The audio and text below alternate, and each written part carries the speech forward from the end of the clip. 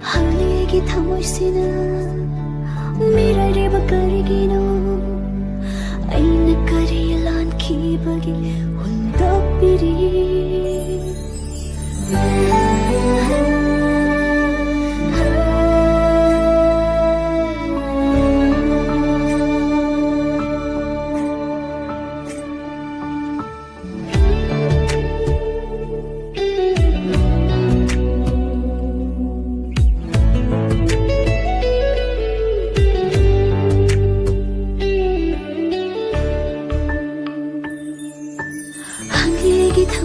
Mirareba karigino ay nagkarilan kibagi hundokli kung pagdyan at chatba ay buwaran baso ay halabat tamoy kanmali. Layrang ni kanda na tamoy sinanang sikiba na unalay siya tamnaglibi na hakpudi karigino tadatiri tamoy mari asibu tamoy kanmali. Wakal sinang kali nasiso bikshin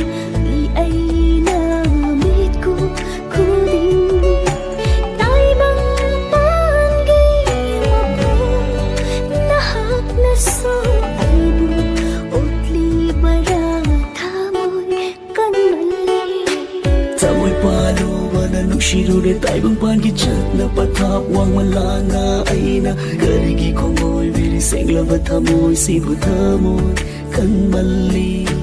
Chakara ba tamoy sana chumling asiso nang tagiloy na drama nung simang landang kang bidraba ubidraba na hakit tamoy daw tamoy kanmali.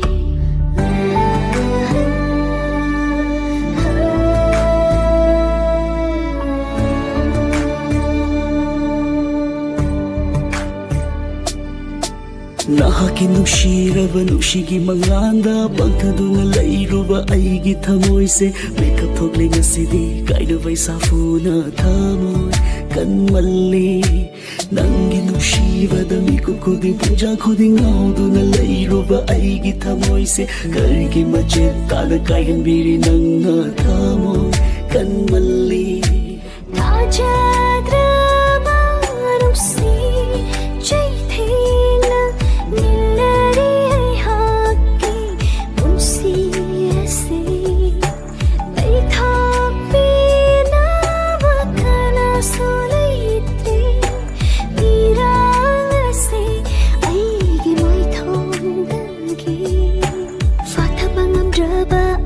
Mikop na hancun chay ting pirari ay hakpo karam na lalam gani na hakti kangam noy tamoy kanmali. Taning lasufang laroy tajaning bakonjel uning lasufang laroy ujaning mamaito may tagtatamoy buhondo piramba tamoy kanmali.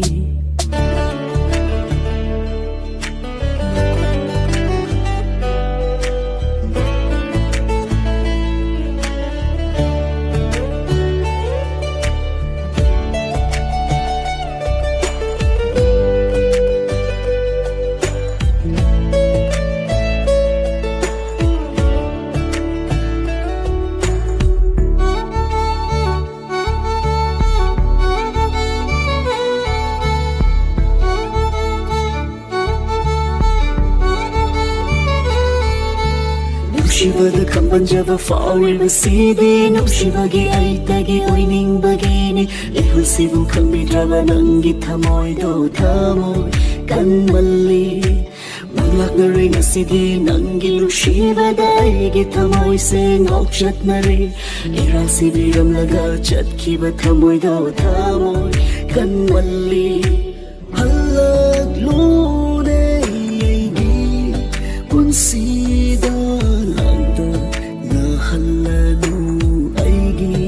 tamoy si laklaroy dabi manggu ay na kaungong dana layri ko siso kauganda na layra rin ng shiva makeup kaya odla rin asidi tamoy shiva ng shiva karigi ay tamoy basa kami driva tamoy kanmali.